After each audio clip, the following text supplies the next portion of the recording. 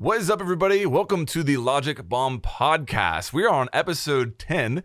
10 is one of my favorite numbers, so we have a special episode for you in episode 10. We actually have brought on Sam Elder. He's a level designer in Rainbow Six Siege, and he was actually hands-on with the Oregon Rework. I think it's safe to say the Oregon Rework was your baby. Is that fair to say, Sam? Yes. Well, there's a lot of people on the team's baby. Like the level design directors took it super seriously too. Art did.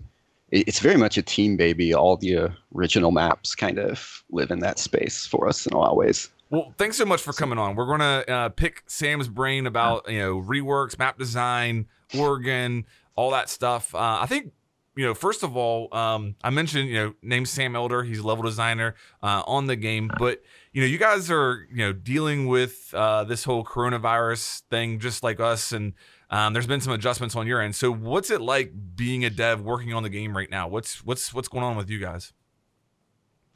Well, things have, certainly changed in the ways you can imagine. But we're working from home well. We're supported well. If we need any kind of equipment, monitors, gear, mouse, controllers, we've already got it. We can telework in with Citrix and remote stuff. Just like you would imagine, we can log in. We have team meetings every morning. We discuss what we're doing, the goals, how we're going to meet events, where people are on that. And we just coordinate, kind of go on like it's a normal day, except, everyone's in a little video screen. You need to put in a request for a VR machine. You really need that for some of the level designs. I'm staring at Half-Life Alyx. How do I get I really need an Oculus. So one of the questions we wanted to ask you, Sam, is because people always wonder this whenever we talk to developers, is how you got into it and how other people could get into that line of work. It's kind of a long story. I'll try to speed through it because I've been around to a lot of places. I started it doing around college. I was in graphics. I was doing animation. Did some cell phone game art. I did a lot of mod work too for Half-Life, and that was back in that day. So I started applying to places. I applied to High Voltage Software, and it's in Chicago. They're an indie studio. It's been around for a real long time. They did a lot of Wii games at the time, and they liked a lot of my FPS designs for levels from Half-Life, and I had some experience. So I got a job working as a level designer on Conduit 1 and 2, kind of a little-known game on Wii. It was a shooter, though. Moved up to Xavient, worked on a game called Lichdom, then went to Ubi Montreal, where I was an assistant technical level design director. Sort of just a technical level designer on Assassin's Creed, AC Unity. After AC Unity, we got to look at what games were available at Ubi Montreal. And that's kind of a fun time. After a project, you get to look around, where you want to go next. And I played this little demo for Siege, and I fell in love instantly. I was like, this is amazing. Like, I always liked Rainbow Six, so I was super excited, like, oh, what's the next Rainbow iteration? And you can kind of imagine my surprise. You get in there, and I start playing, I'm shooting through walls. It's multiplayer. There's clearly kind of a hero character system with abilities, and I'm like, holy crap, this is amazing.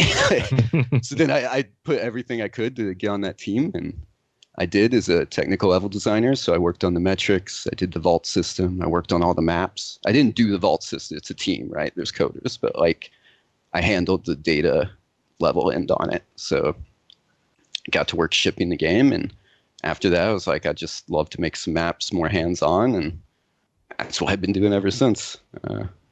The jump from doing maps that don't have that level of interaction to doing something with destruction, that must be quite extreme, isn't it? It's huge. And we didn't have, because it really changes balance and everything, right? And it's a new way of thinking of things, because some games have destruction, but it's not in this kind of tactical capacity. It was more like Battlefield, like I'm going to lob a shell in there and just bring the building down.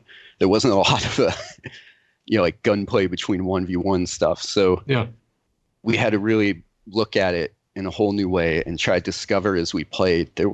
There's so many gray box levels that never made it out of just because they were discovery. You're playing, how would this situation work with this? Is it fair or unfair? And we slowly just kind of learned the rules of the design game for Siege maps as we go. And, especially after launch, you get data and you can start really finding the truth, so to speak.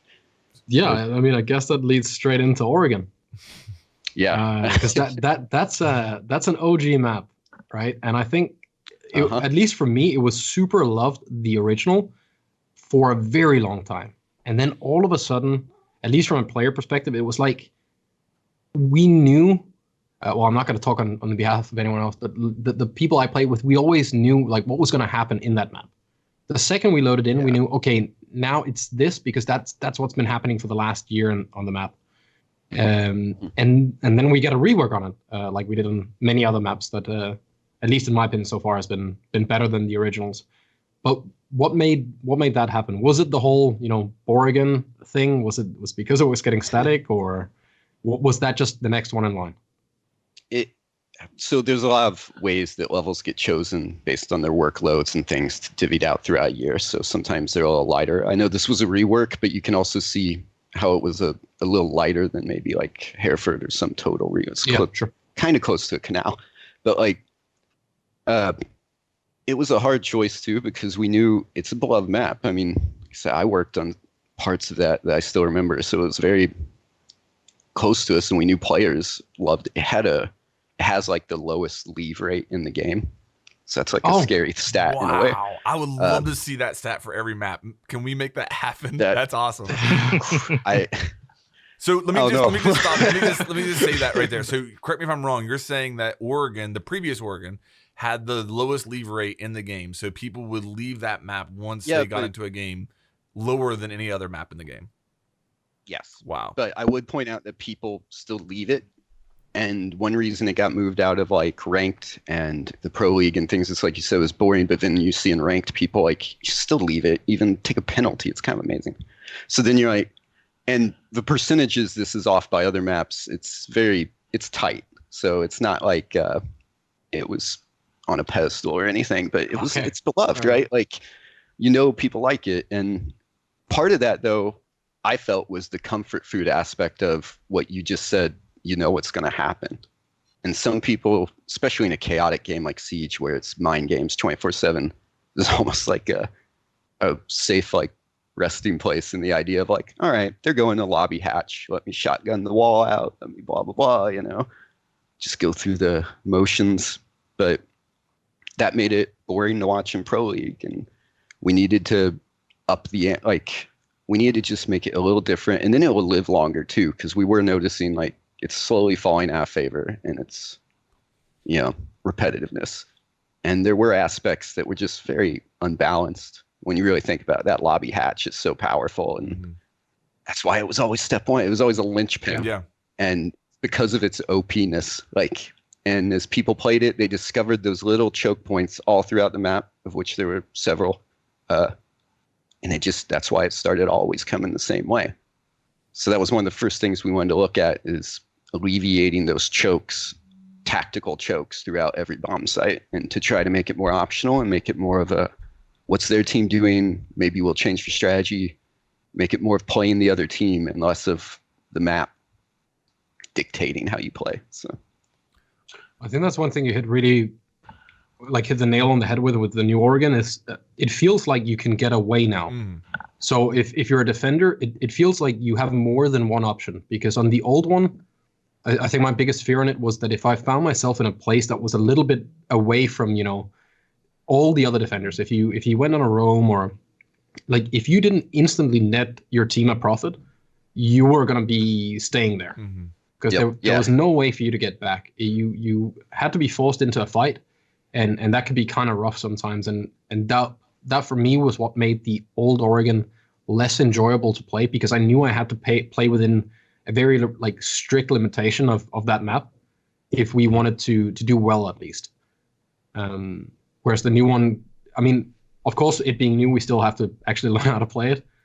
But but it feels like you have some outs here and there. Yeah. That's massive in my opinion. That's exactly what we were trying to add, is just not too many options, but maybe just one out or something, and to lessen those chokes, the dorm window was a big one. People would camp up there, and yes, you can counter from small tower window, but it's very hard. And if attackers do their job right, they're going to lock that space off, clear it out, and you're not going to be able to get there. And then they can sit in dorm window and just cut the top floor in half. So you can't cross now, not without risking. So it's like you said, you're now locked out there. And if it's a good attacking team, they're going to drone and clear room by room and, eventually eat you.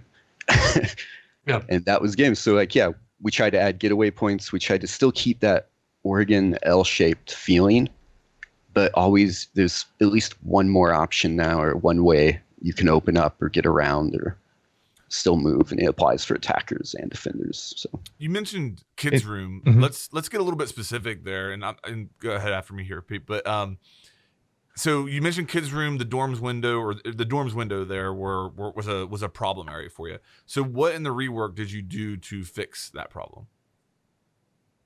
I think a lot of people noticed too is the first thing we kind of moved the window to the left along the wall so that it was covered and it can't see down the hallway. Gotcha. So now you're like, all right, I can see a little bit to the side still, and I could blow out the wall and look this way, but I can't cut the second floor in half anymore from just being right here. I have to commit and move to at least the beds. So small change like that, and then of course there's a lot on small tower that changed to try to increase its viability as a place people can hang out. And you put a soft wall as well in there, didn't you, with into the attic? So there's that opportunity there. You talk about the kids' room. There's a soft wall into the attic, so you can actually put a rotation in there as well if you wish. Exactly, like it could be a place to breach and attack from, or exactly it's rotation. It's usually a rotation space. It gives the defenders a little more ability to move upstairs, especially if they're dealing with like a master bedroom push or something. But then it increases the viability of attackers coming from big tower, because they can now open that window. If they have control of big tower, they can like open the walls. They can come in.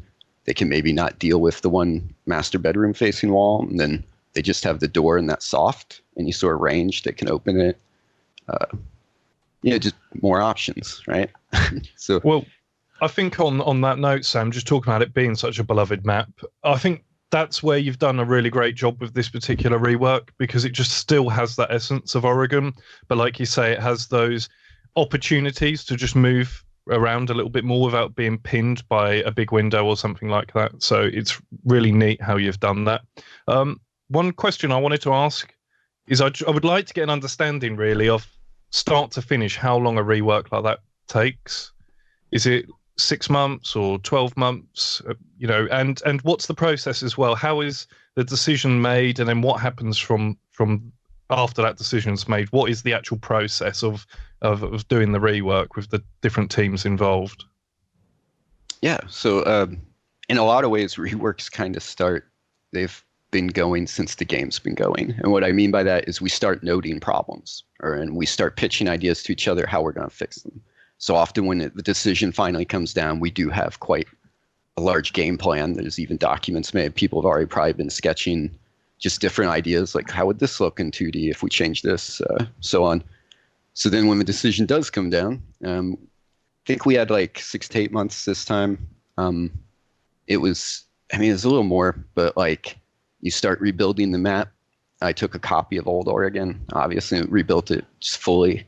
And then I went through and started changing what we wanted to do. And like, we tried to take it very piecemeal.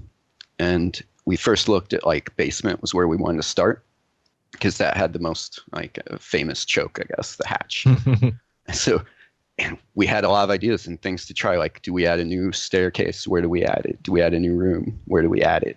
How much is too much? Like, we tried a staircase coming down in the basement from small tower. It's too far, too much, too many rooms. Like, it wasn't viable, but we tried it, we had to see. And then we tried like a whole room instead of freezer. We tried a couple rooms. We tried, leaving laundry room as it was. We tried sectioning off a bit, because the stairs were also a very bad place to have a combat. Like, or it's not comfortable. There's not a lot to move. You can't, it decreases your options. So that's why we spaced the stairs off. We cleaned them up. We added the room there, so you have to commit further in the laundry.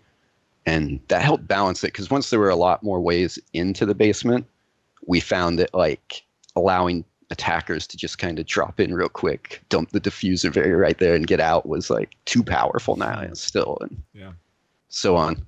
So like, yeah, we just kind of work like that for several months, and maybe like 3 months out, 4 months out, we start really working with art where we've locked areas. So like we locked the basement first, and then we did other places off of it.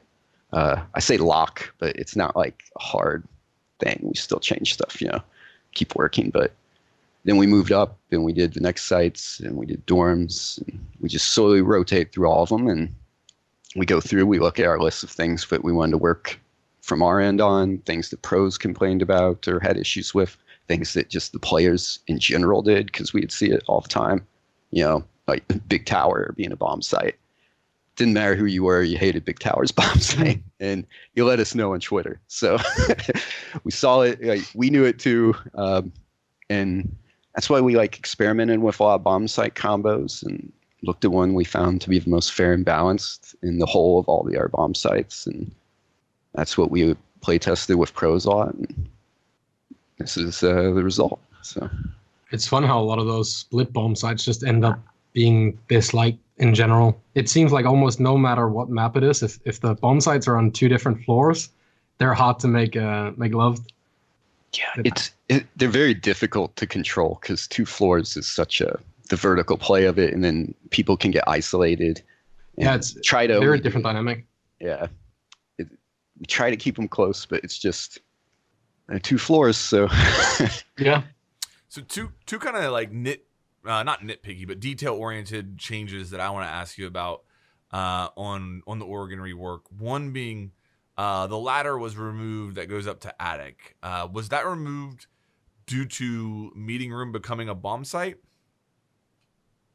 That was a move. No, not specifically. It was more there was now too many options. Okay. On Oregon, because you have the if that makes sense. Like. Kitchen. Okay. Gotcha. Yeah, and you can always still blow the trap door and drop in stuff, but it just became like too much with people able to go, up and down freely. It was another hole that provided line of sights that could be very abused or powerful. I mean, that's something you probably notice about the game is like looking up and down. There's a natural disadvantage to the down position, because they'll see your feet before you can see them, and you can maybe go prone and kind of like try to deal with it, but it's sort of often provides a somewhat unfair advantage.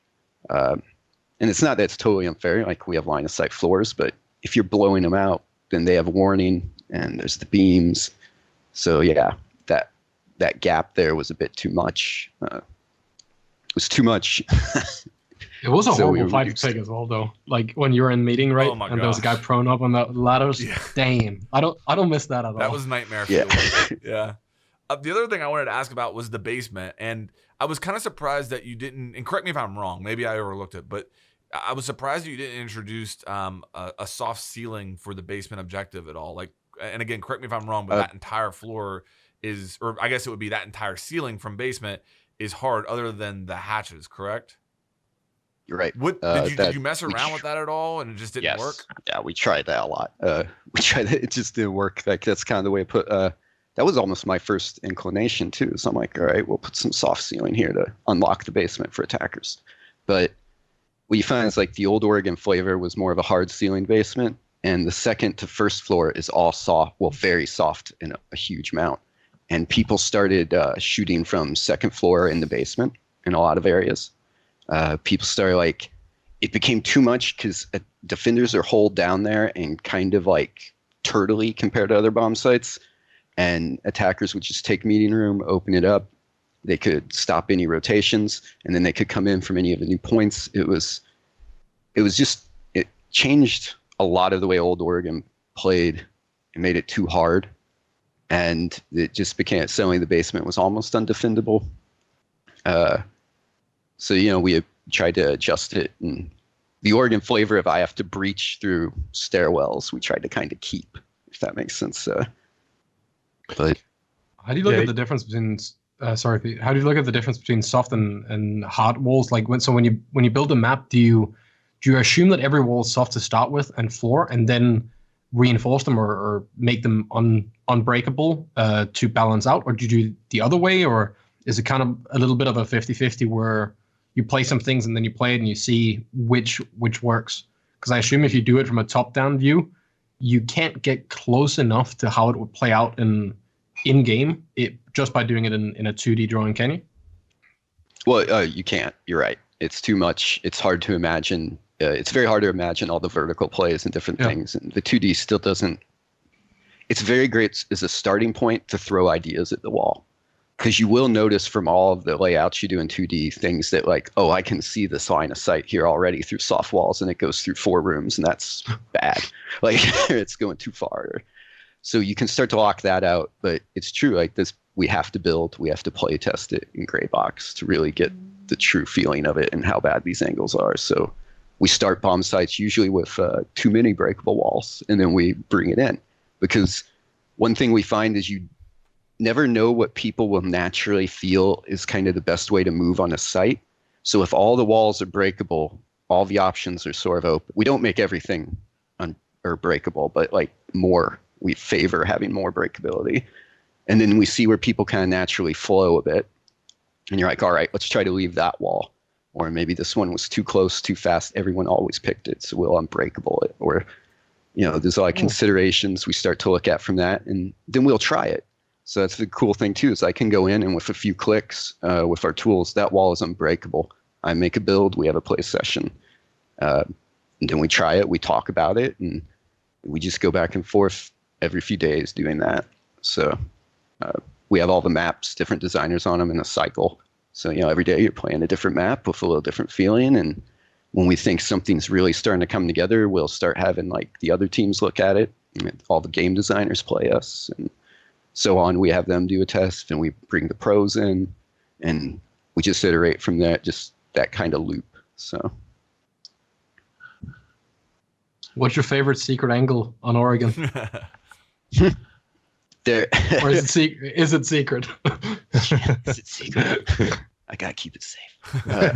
Well, is there something that you're like waiting for players to discover? Not like an Easter egg, but is there like? There was one thing. Okay, go ahead. Yeah. There was one of the testers got on like Big Tower's roof with Kali, shot through a window through 2 floors in the like basement or through the trapdoor or something, like killed a guy in basement from like Big Tower, or maybe he's in the kitchen. But they were doing it from top of Big Tower with Kali, looking through the window in the kid's dorm down into kitchen or something. And it was such a hard, tight angle. And you had to blow the floors out to see him move. And it was like, we don't want to get rid of the ceiling here. So, okay, we'll leave it. Like, how viable or how realistic is this shot in real life? Like, I think it's like a weekend of a test server on YouTube. Hey, watch my friend shot this dude in kitchen. And it was the angle. And yeah, like, it's it's not that bad. It doesn't happen all the time, but it's like a crazy angle. Like you could try. Coconut Brawl is out there, like challenge accepted. It's probably it's probably an appropriate time then to ask you if operators are a consideration when it comes to reworking or just creating a map from scratch. Do you think about the current roster of available operators or what's around the corner when it comes to your design of a map? It's like yes and no. And what I mean is we obviously, like, especially technical capacity, are thinking about all the current operators and the next ones and maybe how to build things so that they're future-proofed. But we also try not to design maps around an operator. Like, obviously, you want it to always be more open. But yeah, we have to take into consideration the fact that, like, and it changed a lot of our level designs when some of these operators drop, like Hibana, right? So that changed the game. Now I'm long-range thermiting. Oh, well, don't worry, we'll never have tiny holes. And then Maverick showed up. Like, and it worked. It worked really well. Like, it's funny that back years ago, a lot of time we thought there's no way that would be viable, but then it comes out and it works better than you think. And it does change the situation. Valkyrie throwing cameras everywhere. We didn't have thrown gadgets that could then look. So to make the game run well, we like hid a bunch of roof, like top faces we deleted, so there's less polygons and things running, but you can never look at the top of the crown molding on the ceiling in this room. Well, now Valkyrie's throwing cams and getting stuck behind pipes and looking at everything up there. So all your little secret corners they can see, and you have to try to build a map. Yeah, exactly. Like, so we try to always keep that in mind. Like that there's no shortcuts. There's no free lunch, and you're gonna have to build everything out correctly, even in a corner you think isn't seen. So I guess Oryx is a fairly fun example for like how some things have to change when new maps come out, right? Like there needs to be hatches that defenders can jump up and hatches that defenders can't jump up.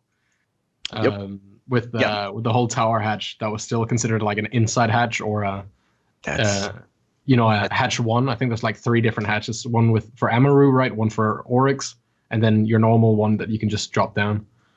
Yep. There's data on each hatch we set for that. So yeah, you're right. Like, and that got added later. So then we had to go to all the old maps and adjust them correctly. And yeah, you wouldn't think. I never imagined I have an operator jumping up through trapdoors, but then you see the proto and you play it and work with them on it, and you're like, actually, this changes the dynamic of the whole game so well that, like, of course we do. Like, it's funny the way that works out sometimes. That's something I want to ask you actually, Sam. Does your team? So obviously there's a team that's coming up with operators. Does someone from your team get called into that conversation when they get to a certain point? And you sort of, I know we're moving it slightly away from maps, but our level designers asked, hey, we've got this operator idea.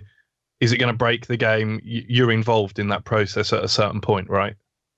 Oh yeah, like all the time we have that kind of communication, right? Like, how high are ceilings in general? And I'm like, why you want to know that? Why you want to know that? But like, it's that kind of. We're talking between like the tech directors, the designers of all the teams. Like, what we're looking at prototyping this kind of character. How would we make it function? Do you see any ways it breaks everything? What are those ways? And then we can look at those risks and evaluate and keep moving forward. And that we're still always open to changing stuff across the board if we need to, because it makes the game better. So that's a constant conversation and thing between us, just either in the hall or an email. It's not always formal. You know what I mean? It's just like, hey, like, how's this work? And you're like, oh, I'd have been shocked if you said no. Yeah, no. No one talks. You mentioned that. How close are you?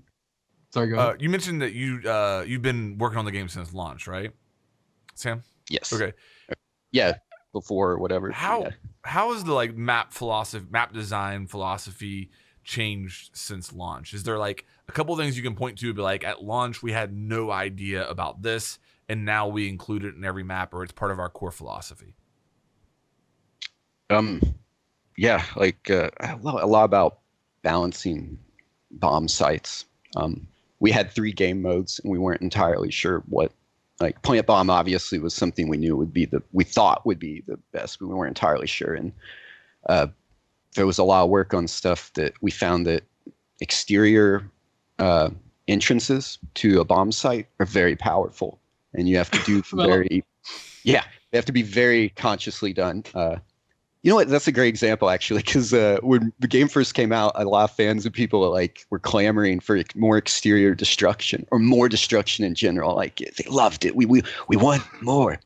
And Favela came up, the location, and we're like, what a perfect place for exterior destruction. Like, it's a lot of entrances, a lot of ways in and out. We'll see how it goes. And as time went on, and Hibana appeared, and people. And even at the time, it was a bit much. And yeah, you learn like, all right, exterior destructible walls are super powerful. Be very careful with them. Same with the windows and doors. That was on Oregon. We had a door into dining room, and someone always had to go there, like almost always. And it was a very powerful plant point. And so it just became another kind of super choke. So when we add them, we try to be very cognizant that it's a quick route in and out for attackers. It's going to be very powerful. And is it so powerful that someone is always having to be there? And, I try to balance that around the covers in the room and other things. So That's actually something, because that was a problem with stage as well as dining, and that's something you completely got rid of. Dining, you don't have it anymore, and obviously stage, it's not a bomb site anymore because the first floor ones are kitchen, dining, meat, and kitchen, right? So like you've actually in one fell swoop got rid of that problem on Oregon. Yeah, and then that we found that at first it was a little too much, so there's a window in the hallway between kitchen and meeting now that helps. We moved the one window down the wall that was there, so to speak, and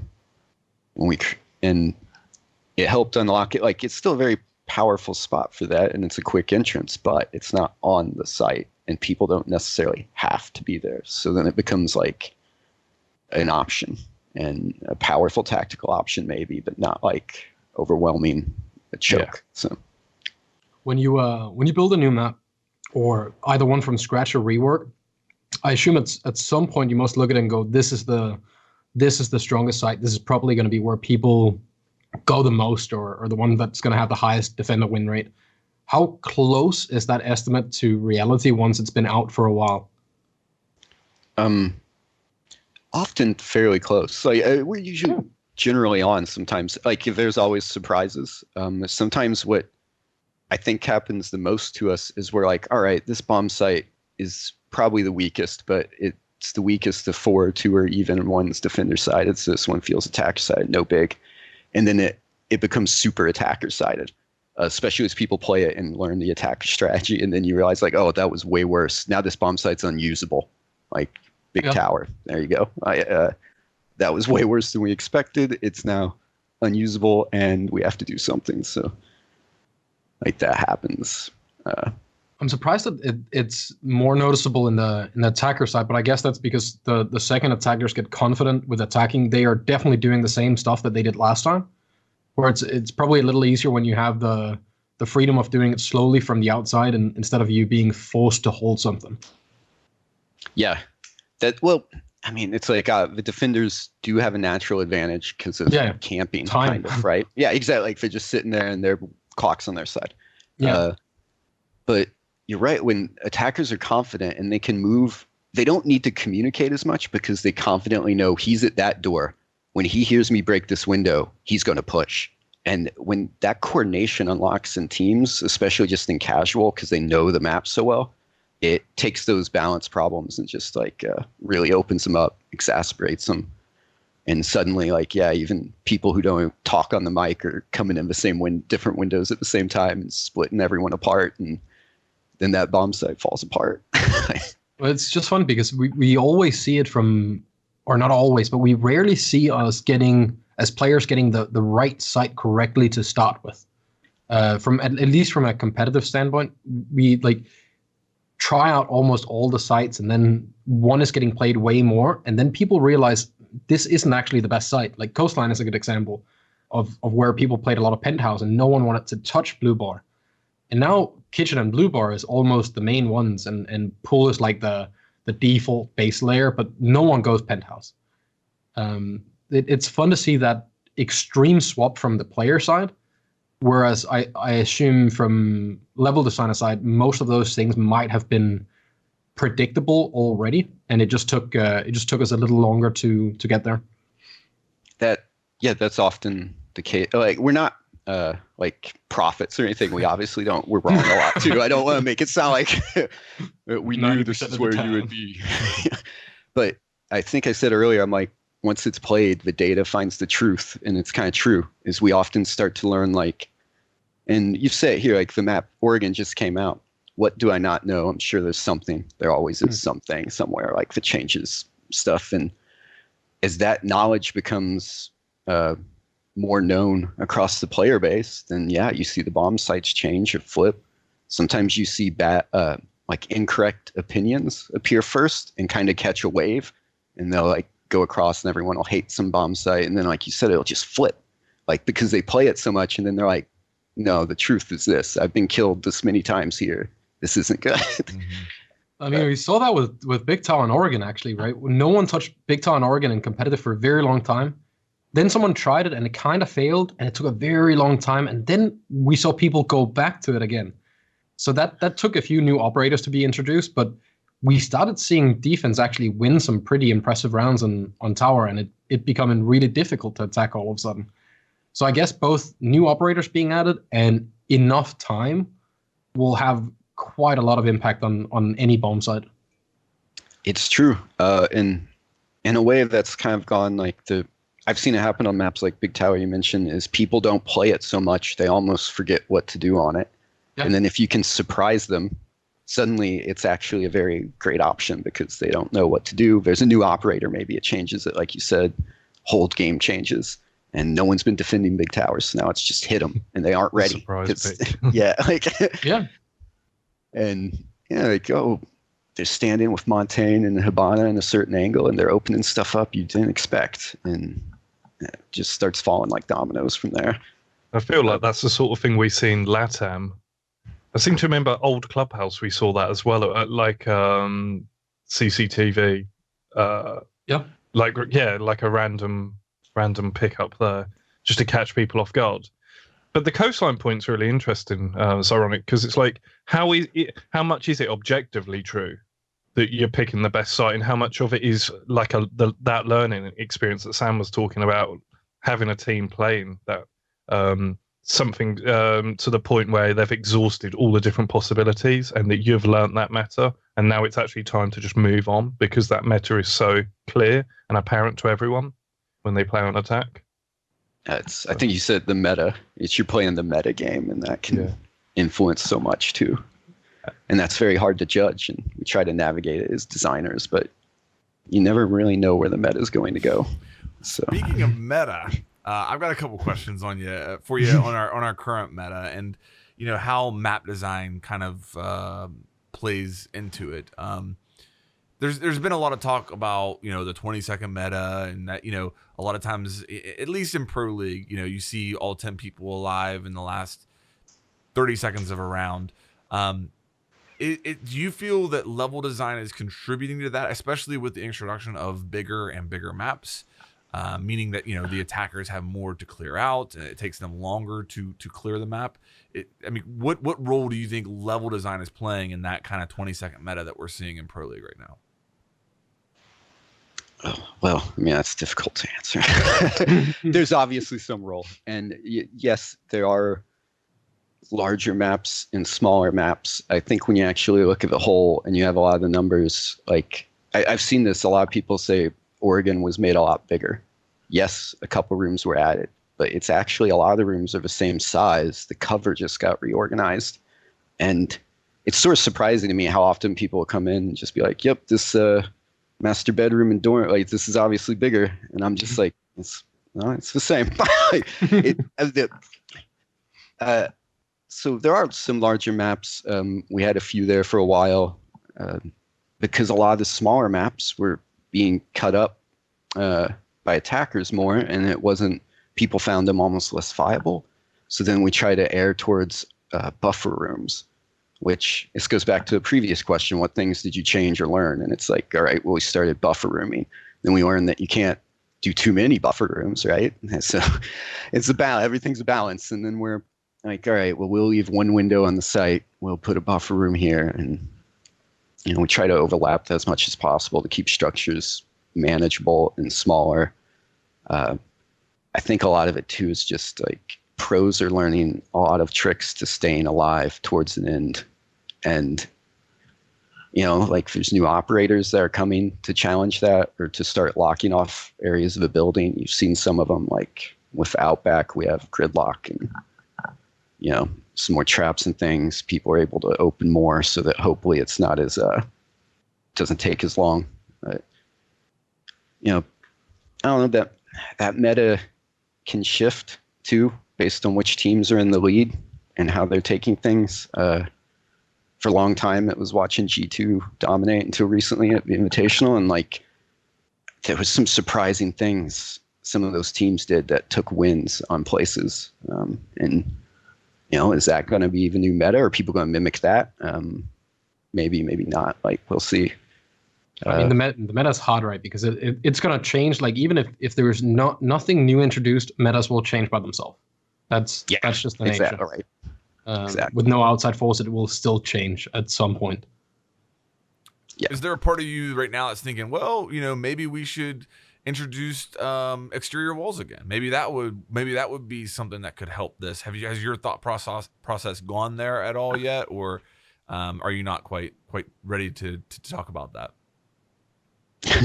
Yeah, I mean, we still haven't like said no to exterior walls. We just don't go crazy with them, if that makes it. Like, they're still on mini maps, and they're usually in a buffer room, so to speak, or a room off the actual bomb site, and they're very useful in that way. Or if there's something to mitigate the power, like Border has one on Armory, it's very famous, but it's in that little nook, and you can see it from so there's some mitigation there. And I think that's what you want to do in a new bombs or new maps or rework. Not necessarily reworks, but especially new maps, is try to offer a new flavor of things like that. So if you can work in an exterior wall, you should do it, or you should try it. Right? I mean, it's done very well in Clubhouse, right? Like the Clubhouse rework has an exterior wall to CC and to Gen. Yep. Or at least one of them leads straight into bomb site, and the same happens on Consulate. And it doesn't seem like it's get the wall open and then you instantly win. Like it's very different from map to map. Whereas, for example, like Favela, at least from my perspective, the issue was that you could be repelled, a million miles away and look through the bomb site. You could be anywhere, exactly. Yeah, you could be Whereas anywhere. On the Clubhouse ones, that they're within a certain, yes, exactly. So that's why you take that into consideration and you try to build that off, and then find the sweet balance point of what's too many angles, what's not right, and and then how long do you think it takes people, or not people, the community, to exhaust a map and learn 90% of what's there? I know you're never going to find everything, because we find new things, half a year after, maybe sometimes even 3 years after on a map. But like, how long do you expect it to take for a map to be pretty well understood by everyone? I mean, it can kind of take years sometimes to really come around. Coastline's brought up a lot. I remember like when Coastline first hit, we got a lot of bad feedback, a lot of negative feedback. People weren't happy with a lot of it. They didn't like the donut. They didn't like the courtyard. They thought the courtyard was too many angles. And a year went by, and they kind of adjusted to the fact the courtyard could see certain areas. And then they're like, all right, maybe it's not so bad. And then Coastline became a better map. Like, it kept going, and it took some time. I think Border had a similar issue. Took people off Border. Oregon we felt was finally exhausted, so to speak, in that regard, and it took 4 years or like almost this whole time before it finally, every bomb site got locked down. It was like, all right, it's exhausted. So Oregon is probably the one to hit with that rework. Yeah, I don't think there's been a map that is that worn out.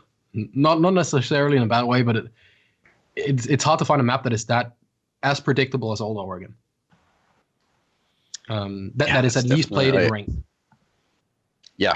Part of that was that it was so competitive for a while that people really hammered it and tried it, and it just they found those perfect strats, and that was that. Like, no need to do anything else, so they kept doing it.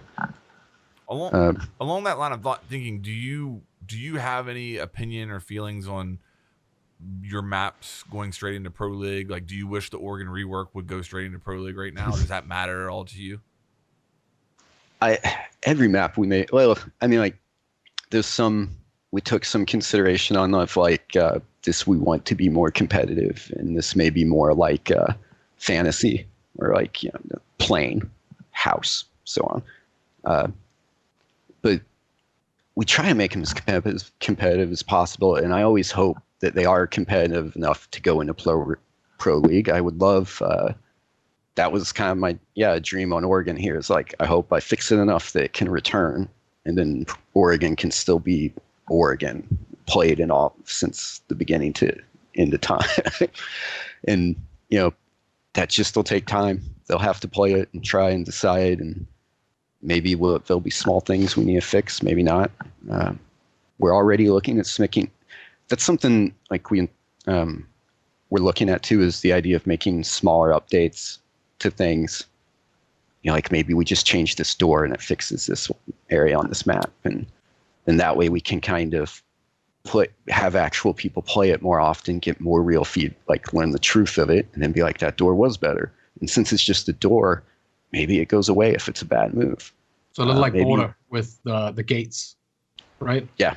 Just tiny fixes. Yeah. Yeah, like more small things that kind of change it. Like, all right, people keep it running and blasting, everyone's spawn in here. Here's a gate. I mean, it worked.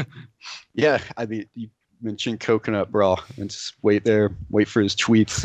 He tweets a designer. Just don't make the tops purple on any map ever again. Oh yeah, that's no more purple. It's the bad color. We don't want to go back to the tarps.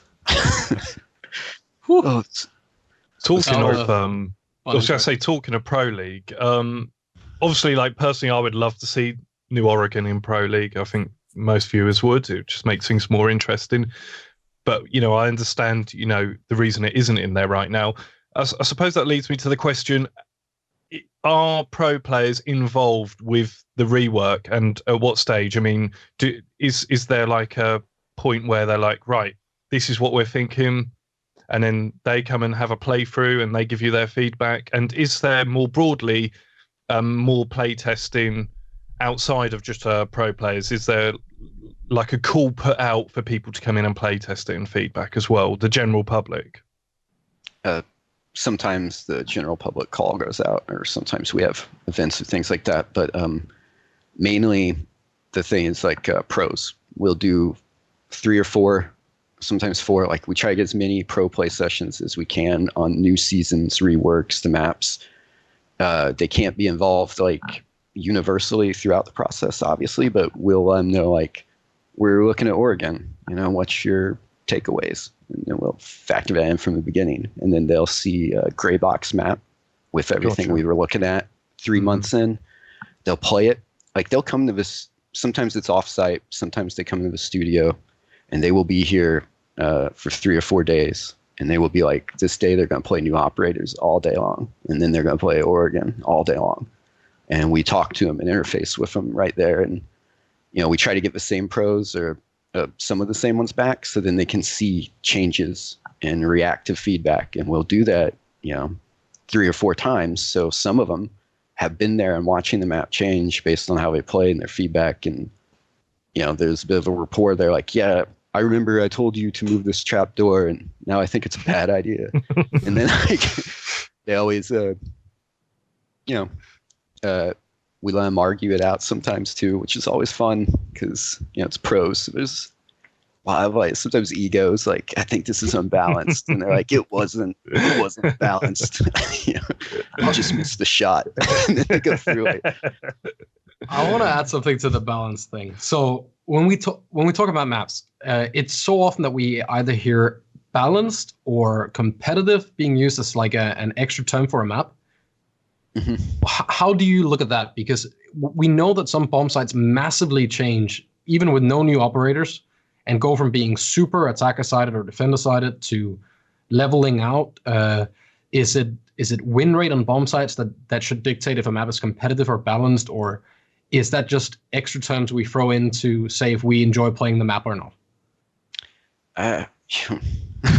Yeah, it's a hard. Yeah, I mean, it's like I want to say yes and no, because I understand sort of several sites that I think players are humans, and therefore their opinion kind of matters on it, despite what maybe the data specifically says. An interesting thing to note is the data on a lot of those maps, like what is the actual attacker defender win rate, and Yacht had like several bomb sites that were 50-50 and ranked, like actual some of the most balanced you would see, and then everyone's like, I hate Yacht. Don't give me Yacht. I don't want to be stuck in the metal tube. And, so that's funny. And then it's like, but well, if they don't like playing on it, at the end of the day, they don't like playing on it. And that's a fact. So, maybe the numbers being what they are doesn't matter. And yes, we should use frustration, or like a frustrating map, instead of an unbalanced map as the term, because it's difficult to use balanced map if we don't know if it actually, maybe we weren't playing a certain side right. Maybe there's more to learn before this side is exhausted, like Oregon. I think like sometimes I don't know how to say it. Sometimes I think people would benefit from more time playing on it in a very we used to not put maps in the ranked right away, and people were very angry, and they're like, you have to put them in ranked so you can see how they play. And it's like, true, you have to. Like at some point, people have to be playing them in ranked, and they have to be doing it for several seasons before you have a real picture of what's going on. Yep. And so are you going to rip the Band-Aid off and put it in, or are you going to wait? And it works differently, different people. Some people would do better being able to play on their own and learn it and then come in, and some want to jump right in. So we ended up putting them right into ranked, rip the Band-Aid off, learn things faster. A lot of times ranked players sometimes shy away from new things because they're risk mitigating in a lot of ways. The whole game's like risk mitigation. So mitigate risk, don't play the map you don't know. And it can be hard. I guess you just have to rip the Band-Aid off and start learning it. Yeah, it's 50-50 because you don't want to play a map that you don't know for ELO, but on the other hand, you're not going to learn as much unless there's something on the line. So it's difficult. It's give and take, and we try to make as many people as happy as we can with it. So actually, just thinking that will be interesting when the map veto thing comes in with the whole risk mitigation and a new map, But I'm looking forward to that I'm dreading and looking forward. Yeah. There's a lot of different, there was some good reasons we didn't necessarily want to have that and wanted to keep pools, and people know what they are. Everyone ended up on day dust 2 again and again and again, because that's all I just what we call play office globals. Yeah, exactly. Office globals in CS. The people that only played Office. It was that'll happen. There'll be people who only want to do these things. They already leave matches. So in a way, we're hoping that this alleviates some of that. Maybe it will reveal new things in the meta of the maps. We'll see. It's going to be very interesting. So I can't wait to see it enacted and to finally start seeing kind of a vetoes given on maps and what map gets more vetoed compared to all the others and so on. I'm sure there's going to be it's another set of data for you. Yeah, that's going to be really interesting to see that data. And what map people are choosing. I wanted to ask a question about the stadium map, and I don't know if you were involved in that at all. And just for the viewers, if you're not familiar, stadium map refers to the map that was available during the invitational special event, and it was some called it a modular map, but it was a map that was a new map, but it consisted of kind of a layout of Hereford mixed with Oregon, and there were some interesting elements to that map. How much were you guys looking at how those new elements, like the plexiglass inside, like the plexiglass looking outside, the fact that there was very little clutter on that map, there were some different elements to that map that we haven't really seen before. How closely were you guys looking at that and how it played out, and maybe even taking inspiration for future designs? So you touched on. So I did Stadium too. Okay. As primary designer. Oh, nice. I did, but yeah. So it was the events. I love them for a lot of the things you touched on. We can experiment, and we're more free to try new elements and maybe expand the gameplay and meta much further. And players are more receptive on an event to try something new and say yay or nay to it. And you just mentioned, I think you went through the laundry list of all the things we looked at and took into consideration, bulletproof glass, big one. Put it right there in dorms because it let you see the sight line, but blocked it. And we're like, let's see how people play with this. And if it's fun, if there's mind games, it's just this one in the best position we thought it could be in the map. And people really took to some of it. It's a really cool, interesting option, and we're looking at using it either definitely on the next incoming stadiums, or maybe even featured somewhere on a map. We'll have to see. We're going to try things, but that was one. We wanted Stadium to be super competitive. So one thing competitive players don't like is clutter. You mentioned that, and tons of breakables. They clear off tables and get them out of the way, and they don't like noisy walls and corners you can hide in. So this modular map that we're going to build every year for the event, we make cleaner textures that can be repeated, and more obviously, it's very readable. It's very clean. It feels like a shoot house. It's very competitive. How much do people respond to that? And a lot of positive responses. That was top dollar. Yeah. That was amazing. My favorite thing was a bulletproof camera looking through the plexiglass while I stood at a barricaded window on my little camera looking out the. Yeah, well, this is cheesy. What about the element of making a map out of things that people are already familiar with? Has there been any discussion with you guys about implementing that in the future as a possibility? Because, I mean, obviously it lessens the learning curve for new players. Is that something you're taking into account? That was something we're taking into account, especially for Stadium, because we're like, we're going to have a new map every year, and new maps are hard to learn, and people don't have fun in that stage often.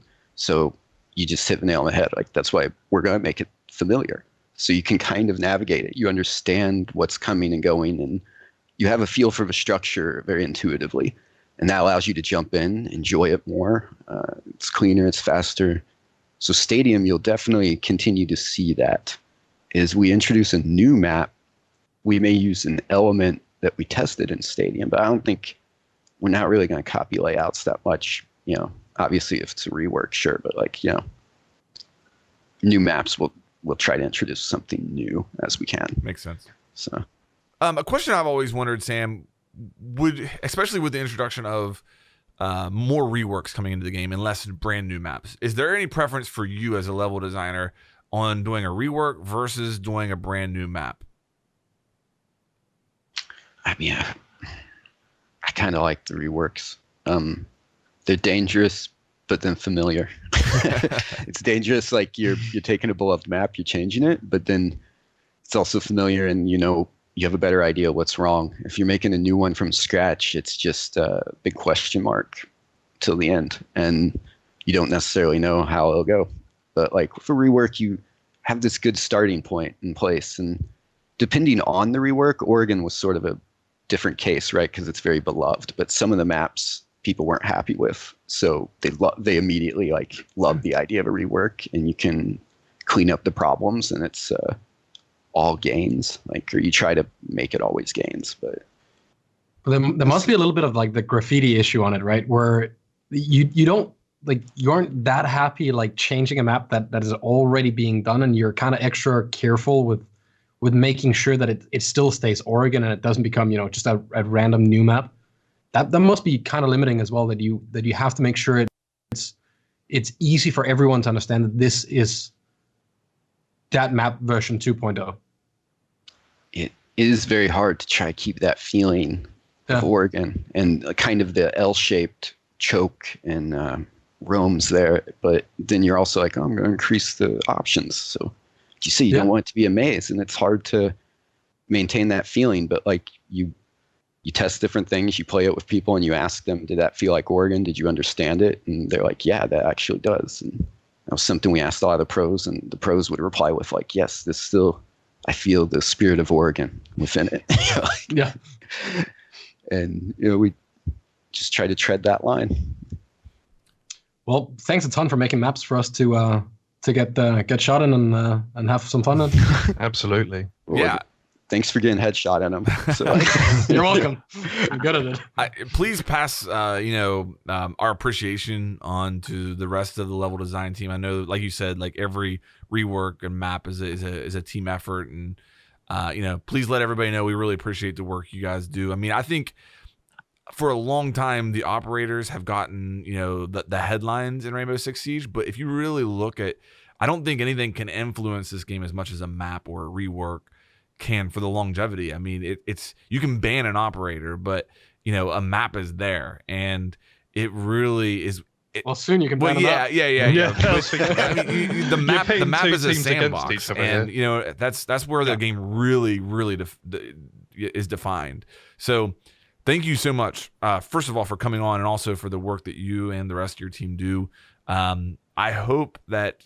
Yeah, thank you for having me. Yeah, absolutely. It's been fun, actually. The hour went by like you said, super quick. Quick. Yep. Yeah, well, anytime, and obviously, we hope that this isn't the last time we have you on. Hopefully, we're a year down the road, we're talking about a different rework or a new map with you, and we'd love to have you back on. Hopefully, throughout all this, you and the rest of the dev team are staying safe, and are in good health. Our thoughts are with everybody. Obviously we're all kind of going through this together, but luckily, we're able to still, do stuff like this. And, hopefully this helps everybody kind of get through their day-to-day isolation routine. Yeah, it's a nice retreat, and I'll be sure to like let them all know, and they know people listen. Like it's like we know, like, thank you. I'll let them know, like I said, and we're all super appreciative of what you guys do too. So just keep it up. We'll just all keep doing what we do. All right. Well, once again, Sam Elder, level designer, thank you so much for joining us. Pete, did you want to throw something in here? Legend. I was just going to say, going forward, we're hoping we'll speak to Ubisoft. Maybe we can try and do something like this each season. We'll see what we can do, because we've got another 3 reworks this year. So we're going to try. We're going to see what we can do. So stay tuned. Don't threaten me with a good time, Pete. All right. Well, on that note, we're going to sign off here. Thanks again, Sam, and we'll see you guys on the next episode. Thanks, Sam. Thank you guys.